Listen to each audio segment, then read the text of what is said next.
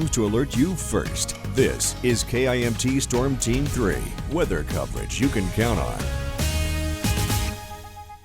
Welcome back to KIMT News 3 at 5. We're looking at a kind of messy weekend. We've already seen that start.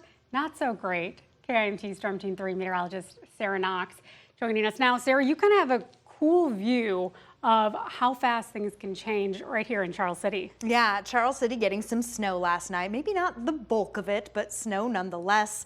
But you'll step outside and you'll be like, what snow? What is she talking about? And here's the reason why. We're going to check out this time lapse starting around 5 a.m. And as we've gone through the day, not a ton of snow, sun, but we are still seeing all that snow melt away in the blink of an eye. And we even see some of the green grass beginning to poke through, the parking lots, the roadways drying out.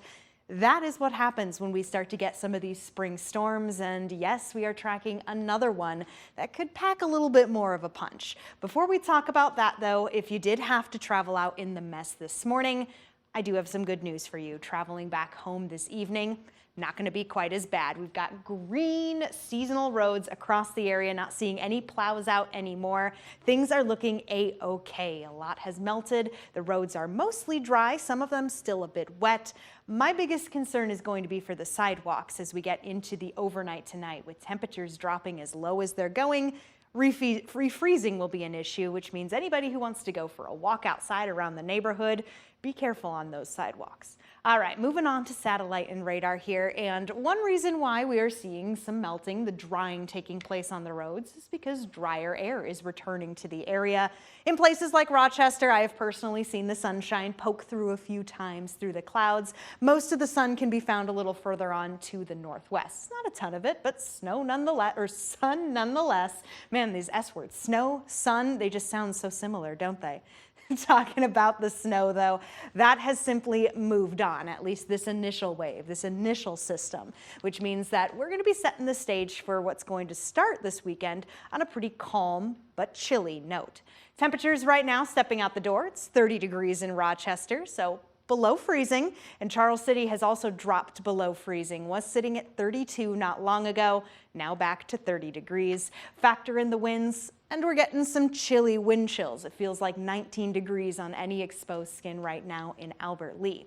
It's going to get even colder tonight as more dry air moves in from the north, clears out the clouds, and allows us to really cool down, temps falling into the teens. This is where we're officially kicking off our weekend. Very chilly. Sky Tracker 3 shows those clouds just eroding away, but then they come right back as we head into Saturday afternoon. I'm stopping things here at around 2 p.m. as mostly cloudy skies come back in. Now I'm going to stop things around 9 p.m. because an initial wave of snow starts to come in, a few flakes, but the real round of snow starts to come in as we officially start our Sunday. And we're talking Sunday afternoon, late morning, afternoon, it starts to come in from the south. We're going to be watching this pink area very, very closely. Reason being is that you can see plenty of blue, plenty of snow, but further south we've got the rain. This is going to impact totals immensely, and there's still time for plenty of it to change. So that being said, heavy snow, the possibility of some ice, and even rain is all mixed into that Sunday, Monday forecast as we head into that Sunday, until we finish the weekend, head into the new work week. Now, Chief Meteorologist Aaron White and I have been going through the numbers with our team, just trying to figure out exactly how much we're looking at. As of right now, this is the probability of 4 or more inches of snow, and portions of Olmsted County looking at a very high probability that we could be seeing that plowable snowfall. It gets a little less further south. Once again, chance for the rain.